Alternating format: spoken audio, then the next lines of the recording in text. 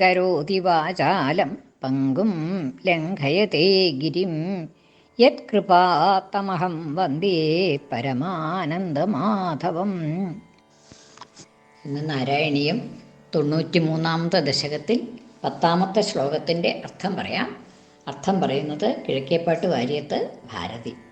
ശ്ലോകം: ദുർവാരോ ദേഹമോഹോ യതി പുനരധുനാ തർഹി നിശേഷരോഗാൻ ഹൃത്വാ ഭക്തിം രക്ഷിഷ്ഠം കുരു തവ പദപങ്കേരുഹേ പങ്കജാക്ഷ നൂനം നാനാഭവാന്തേ സമധിഗതമമും മുക്തിദം വിപ്രദേഹം ക്ഷുദ്രേഹാഹന്തമാമാക്ഷിപ വിഷയരസേ പാഹി മാം മാരുതേശ.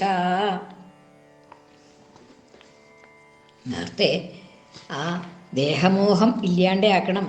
ദേഹത്തിലും ഉള്ളതായിട്ടുള്ള മോഹം ഉണ്ടായി കഴിയുമ്പോഴാണ് ഗേഹത്തിലും വിത്തേ കളത്രാദിഷിച്ച വിവശിതാസ്ത്വൽപദം വിസ്മരന്തി എന്ന് പറഞ്ഞു. അങ്ങയുടെ പദത്തെ വിസ്മരിക്കണു. ഗൃഹത്തിലും വിത്തത്തിലും കളത്രത്തിലും ഒക്കെ തൽപരരായിട്ട് അങ്ങയെ മറന്നുപോകുന്നു എന്ന് പറഞ്ഞു. ഇനി അപ്പോൾ അത് ഇല്ലാണ്ടാക്കി തരൂ എന്നാണ് കഴിഞ്ഞ ശ്ലോകത്തിൽ പറഞ്ഞത്. അവശനായിട്ട് എന്നെ അങ്ങടും ഇങ്ങടും വലിച്ചും കൊണ്ടിരിക്കണു ഈ ഇന്ദ്രിയങ്ങൾ. അപ്പം അതുകൊണ്ട് അതിൽ നിന്ന് അങ്ങയുടെ പദത്തിലേക്ക്, അങ്ങയുടെ അടുക്കലേക്ക് ആരും എന്നെ നയിക്കണില്ല. ഈ ഇന്ദ്രിയങ്ങളൊക്കെ അങ്ങടും ഇങ്ങടും പിടിച്ചു വലിക്കണു എന്നല്ലാതെ കണ്ട് അങ്ങയുടെ സമീപത്തേക്ക് ആരും എത്തിക്കണില്ല എന്നുള്ളതായിട്ടുള്ള ഒരു അപേക്ഷ കൊടുക്കുകയുണ്ടായി. ഇനി എൻ്റെ ആ ദേഹമോഹം ത്യജിപ്പിക്കുക എന്നുള്ളത് വളരെ വിഷമമുള്ളതാണ്. എല്ലാവരുടെയും ആ ശരീരത്തിനോടുള്ളതായിട്ടുള്ള മമത ഇല്ലാണ്ടാക്കുക എന്നുള്ളത് എളുപ്പമുള്ള സംഗതിയല്ല. എന്നുണ്ടെങ്കിൽ അത് ദേഹമോഹം ഇല്ലാണ്ടാക്കാൻ വയ്യ എന്ന് പറയുകയാണ് എങ്കിൽ ഇതെങ്കിലും ചെയ്തു തരൂ എന്ന് പറയുകയാണ്. എന്താണത്? ദുർവാരോ ദേഹമോഹോ യതി പുനഃ. ഈ ദേഹമോഹം, ദേഹത്തിലുള്ളതായിട്ടുള്ള അത്യധികമായ താല്പര്യം, എങ്കിൽ ദേഹം എൻ്റേതാണ് എന്നുള്ളതായിട്ടുള്ള, ഞാൻ തന്നെയാണ് ഈ ദേഹം എന്നുള്ളതായിട്ടുള്ള അജ്ഞാനം, അത് തടയുക എന്നുള്ളത് എളുപ്പമല്ല. ദുർവാരഹ, തടയാൻ എളുപ്പമല്ല, ദുർവാരമാണ്, തടയുവാൻ വിഷമമായിട്ടുള്ളതാണ്. എങ്കിൽ ദുർവാരഹ ദേഹമോഹ യതി, അത് തടയാൻ പ്രയാസമാണ് എങ്കിൽ യതി പുനരധുന, എന്നാൽ ഇപ്പം എന്താ ചെയ്യേണ്ടത്? ഇനി എന്തെങ്കിലും ഒന്ന് ചെയ്യണ്ടേ? അത് എന്താ ചെയ്യുക? തർഹി നിശേഷരോഗാൻ ഹൃത്വ, എൻ്റെ രോഗങ്ങളെയൊക്കെ മാറ്റിത്തരൂ. നിശേഷരോഗാൻ ഹൃത്വ, എൻ്റെ എല്ലാ നിശേഷമായിട്ടുള്ള രോഗങ്ങളെ, ഒട്ടും അവശേഷിക്കാത്തതായിട്ടുള്ള രോഗങ്ങളെ, എല്ലാ രോഗങ്ങളെ പരിപൂർണമായും ഹൃത്വ, ഇല്ലാതാക്കിയിട്ട്, ദേഹമോഹം ഉപേക്ഷിക്കാൻ വയ്യ എന്ന് പറയുകയാണെങ്കിൽ അതിനെ ഉപേക്ഷിപ്പിക്കുക എന്നുള്ളത് പ്രയാസമാണ് എങ്കിൽ ഇതെങ്കിലും ചെയ്തു തരൂ. ഹൃത്വ നിശേഷരോഗാൻ, എൻ്റെ എല്ലാ രോഗങ്ങളെയും അവസാനിപ്പിച്ചിട്ട്, അപഹരിച്ചിട്ട്, നിശേഷരോഗാൻ തർഹി നിശേഷരോഗാൻ ഹൃത്വ ഭക്തിം രക്ഷിഷ്ഠാം കുരു, അത്യധികമായിട്ടുള്ള ഉറച്ച ഭക്തിയെ ഉണ്ടാക്കി തരൂ. അല്ലെങ്കിൽ രോഗങ്ങളുണ്ട് എന്ന് വെച്ചാൽ അതിങ്ങനെ എന്നെ ഓരോരോ ഭാഗത്തേക്ക് വലിച്ചും കൊണ്ടുവരും. എൻ്റെ വിചാരങ്ങളെ ഓരോരോ ദിക്കിലേക്ക് ഹനിക്കും. അവിടെ വേദന, ഇവിടെ വേദന എന്ന് തുടങ്ങിയിട്ട് എനിക്ക് അതിനെ കുറിച്ച് ചിന്തിക്കാനേ സമയം ഉണ്ടാവുള്ളൂ. ഭഗവാനെ കുറിച്ച് ചിന്തിക്കാൻ വിഷമായിരിക്കും എന്നാണ്. അപ്പം അതുകൊണ്ട് ഈ രോഗങ്ങളെയൊക്കെ മാറ്റി തന്ന് ഭക്തിം രക്ഷിഷ്ഠാം, ഉറച്ചതായിട്ടുള്ള ഭക്തിയെ എനിക്ക് ഉണ്ടാക്കി തരൂ എന്ന് പറയാണ്. ഹൃത്വ ഭക്തിം രക്ഷിഷ്ഠാം കുരു, ഉറച്ചതായിട്ടുള്ള ഭക്തിയെ ഉണ്ടാക്കി തരൂ, ചെയ്തു തരൂ. എങ്ങനെയുള്ളതാണ്? എവിടെയാണ് ഭക്തി വേണ്ടത്? തവ പദപങ്കേരുഹേ, അങ്ങയുടെ ആ താമര പോലുള്ളതായിട്ടുള്ള കാലുകളിൽ ഉറച്ച ഭക്തി ഉണ്ടാക്കി തരൂ. താമര പോലെയുള്ള കാലുകളാണ്. അപ്പോൾ അവിടെ ചിന്ത ഉറപ്പിക്കാൻ ഒരു വിഷമമില്ല. അത്ര മനോഹരമായിട്ടുള്ള കാര്യങ്ങൾ കേൾക്കുകയാണെങ്കിലും കാണുകയാണെങ്കിലും ഒക്കെ എല്ലാവർക്കും ഇഷ്ടമാണ് അല്ലേ? അവിടെ മനസ്സ് ഉറച്ചു പോവും. അപ്പം അതുപോലെ അങ്ങയുടെ ഈ മനോഹരമായ പാദങ്ങളിൽ, താമര പോലെയുള്ളതായിട്ടുള്ള ആ പാദങ്ങളിൽ ഭക്തി ഒന്ന് ഉറപ്പിച്ചു തരൂ എന്ന് പറയാണ്. ഭക്തിം രക്ഷിഷ്ഠാം കുരു, ഉറച്ചതായ ഭക്തിയെ ഉണ്ടാക്കിത്തരൂ. അങ്ങയുടെ ഈ മനോഹരമായ പാദങ്ങളിൽ എനിക്ക് ഉറച്ച ഭക്തിയെ ഉണ്ടാക്കിത്തരൂ. പദപങ്കേരുഹേ പങ്കജാക്ഷ. നീ പദങ്ങൾ മാത്രമല്ല പങ്കജം പോലെയുള്ളത്, അക്ഷികളും പങ്കജം പോലെയുള്ളതാണ്. മുഖമാണെങ്കിൽ അതും പങ്കജം പോലെയുള്ളതാണ്. അപ്പോൾ കൈകൾ അതും പങ്കജം പോലെയുള്ളതാണ്. അങ്ങയുടെ രൂപം മുഴുവൻ തന്നെ മനോഹരമായിട്ടുള്ളതായ ആ രൂപത്തിൽ ഭക്തി ഉറച്ചു കിട്ടാൻ എളുപ്പമുണ്ട് എന്ന് പറയുകയാണ്. അപ്പം അത് എൻ്റെ ദൃഢമാക്കി തരൂ. എനിക്ക് ആ അങ്ങയുടെ പദപങ്കേരുഹത്തിലുള്ളതായ ഭക്തി ഉറച്ചതാക്കി തരൂ. ഗുരുതവ പദപങ്കേരുഹേ പങ്കജാക്ഷ. ഇനി നൂനം നാനാഭവാന്തേ. നൂനം തീർച്ചയായും നാനാഭവാന്തേ, പല ഭവങ്ങൾ, ജന്മങ്ങൾ, അനവധി ജന്മങ്ങൾ ഉണ്ടായിട്ടുണ്ടാവണം എനിക്ക്. ആ അനവധി ജന്മങ്ങൾ കഴിഞ്ഞ് ഭവാന്തേ, അനവധി ജന്മങ്ങൾ കഴിഞ്ഞു. ഇനി ഇപ്പം എന്താണ്, ഒരു വിപ്രദേഹമാണ് കിട്ടിയത്. മനുഷ്യനായിട്ട് ജനിക്കുക എന്ന് വെച്ചാൽ തന്നെ അത് വളരെ ശ്രേഷ്ഠമാണ് എന്ന് പറയുന്നുണ്ട്.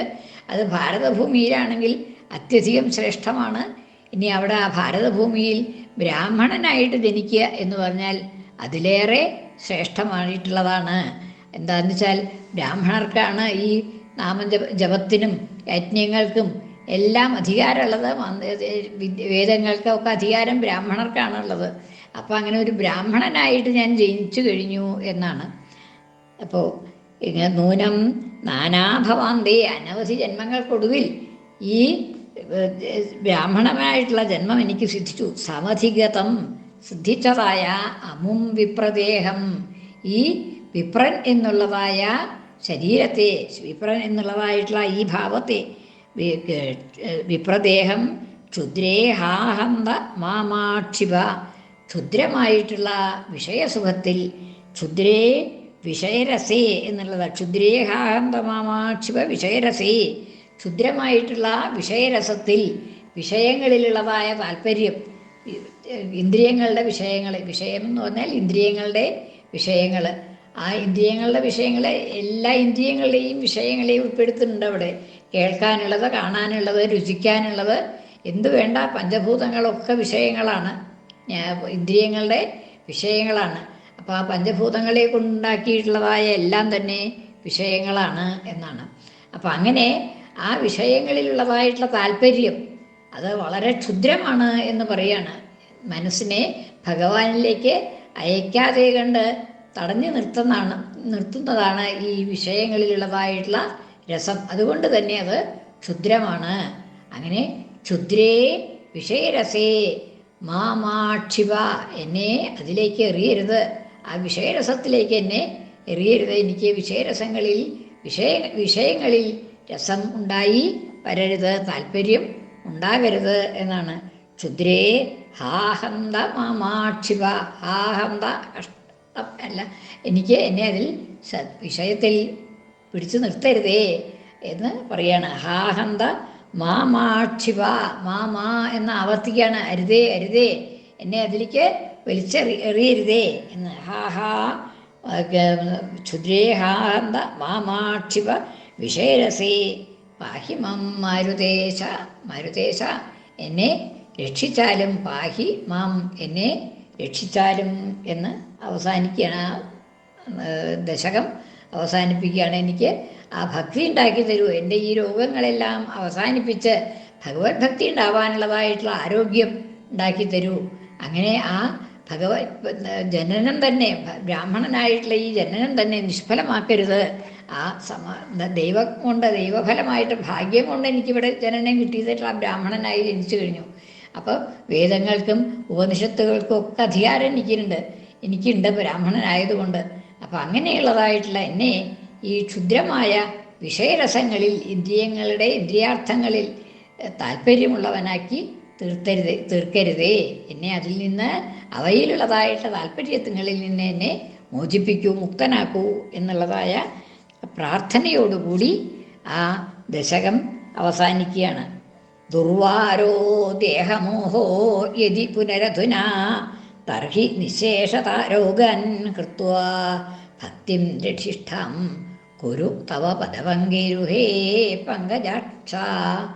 നൂനം നാനാഭവാന്തേ സമധിഗതമമും മുക്തിദം വിപ്രദേഹം ക്ഷുദ്രേഹാഹന്ത മാമാക്ഷിപ വിഷയരസേ പാഹിമം മാരുതേശ. അവിടെ ആ മുക്തിദം വിപ്രദേഹം എന്നും കൂടി പറഞ്ഞു. ആ മുക്തി നൽകുന്നതായിട്ടുള്ള വിപ്രദേഹം. ആ ബ്രാഹ്മണനായി കഴിഞ്ഞാൽ തപസ്സിനും ധ്യാനത്തിനും പൂജാദികൾക്കും ഒക്കെ അധികാരം സിദ്ധിച്ചു കഴിഞ്ഞു, വേദാധ്യയനത്തിനും ഒക്കെ അധികാരം സിദ്ധിച്ചു കഴിഞ്ഞു.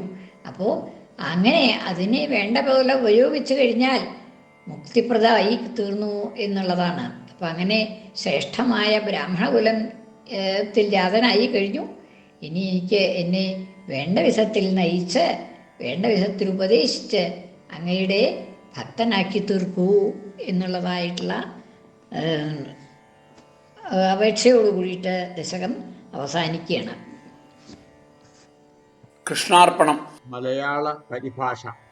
മാറ്റാനൻ ദേഹമോഹം വളരെ വിഷമമാണെങ്കിലോ പങ്കജാക്ഷ, മാറ്റിയിട്ടൻ സർവരോഗം തവ ചരണമതിൽ ശക്തമാം ഭക്തി നൽകൂ. കിട്ടുന്നീ വിപ്രദേഹം വളരെ വളരെ ജന്മങ്ങളെ താണ്ടി മാത്രം വീഴ്ത്തല്ലേ നീചമാകും വിഷയരസമതിൽ രക്ഷമാം വാതനാഥ. സർവത്ര ഗോവിന്ദ നാമ സങ്കീർത്തനം. ഗോവിന്ദ ഗോവിന്ദ.